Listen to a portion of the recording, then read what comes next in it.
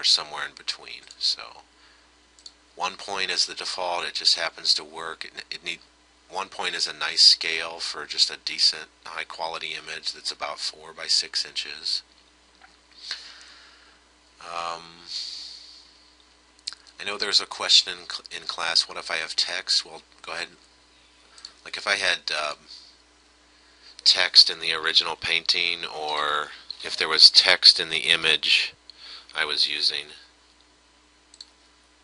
well, I could just simply ignore it, and I just work around it.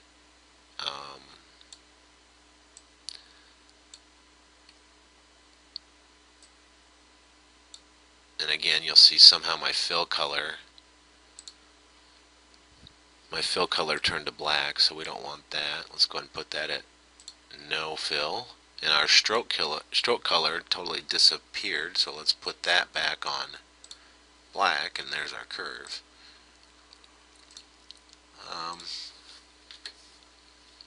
Other questions? Somebody did bring up the paintbrush tool, and I encourage you to explore these different methods of expressing line. I will caution you that this may do two things. A, it may actually increase your editing time, because now that I need to edit this path, I do need to kind of adjust it, and again, I'm editing this path by using the direct select tool.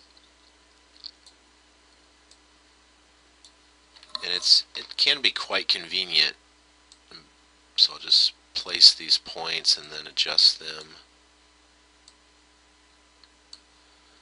But since we did not have complete control over each of these anchor points, we may find ourselves spending a lot of time coming in and finding these handlebars, adjusting these handlebars.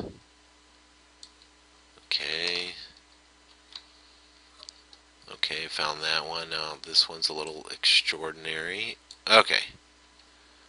So I found that one, and this is a decent line.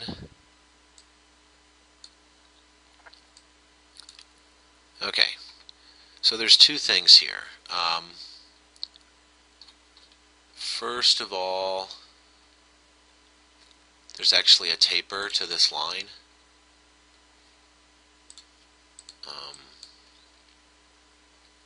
You can see it's thicker here, thinner here, and thicker here. And that was determined by the head of our paintbrush, which is up here in this top panel, which we could change the size of the stroke, just like in the pen tool.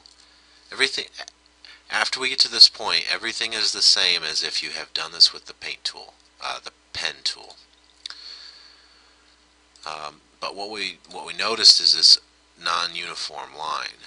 It's stylistic, but distracting to a point when we're going for a simple schematic.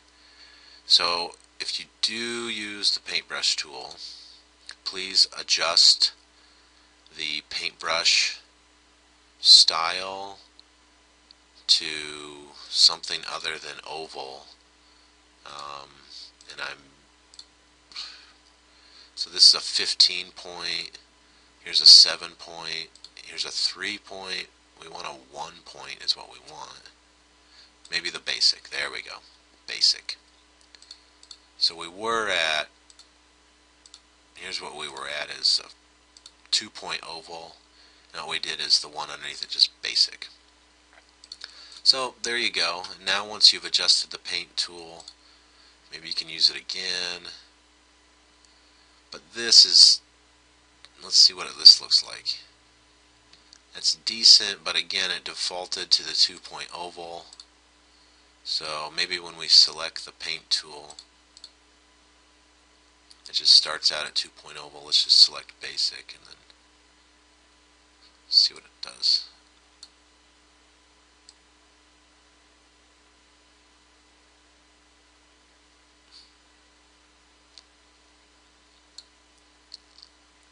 Not bad. It does adjust it and kind of automatically put in the curves. My issue with this is that you may don't exactly need to get in as close as you should to make informed decisions. There is going to be the same amount of editing time.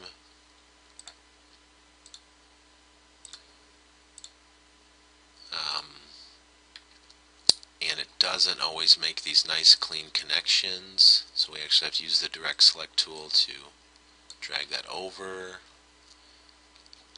Also, when I start a new line, it doesn't give me that option to snap right to the point of the anchor. So what I end up getting is these multiple lines that are not connected.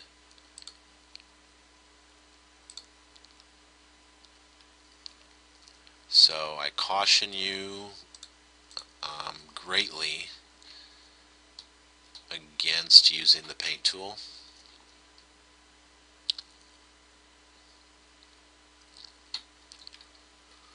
So as we just quickly compare this set of lines versus this set of lines, I know a lot more about this picture. I spent more time on it, but I also had to get in closer. And in fact, I'm not sure how much time I saved by using the paint tool. For example, on this line, let's just delete that. And let's just see if I can 1, 2, 3. Small edit. Small edit. Small edit. Done.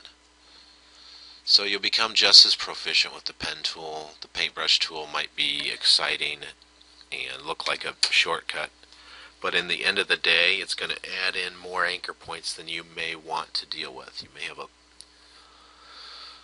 a lot more editing to do than you thought. Here on the pen tool, what I've done, I've just got maybe just minor edits. Maybe just adjust this slightly. Editing can be just as... Learning how to work with this direct select tool is just like learning how to work with the pen tool. It's got its own quirks. And remember, at the end of the day, at least for this church, the halos weren't perfectly round, and I don't know if they need to be. The lines on the buildings weren't perfectly straight. For our purposes, I don't think that you need to think that your drawing should be as good as or better. That these, the whole teams of artists worked on these things. So, if you have any questions, please feel free to email me. I'll leave my email address right here for you. Email me with any questions or problems you're having, and I'll be happy to work with you on those.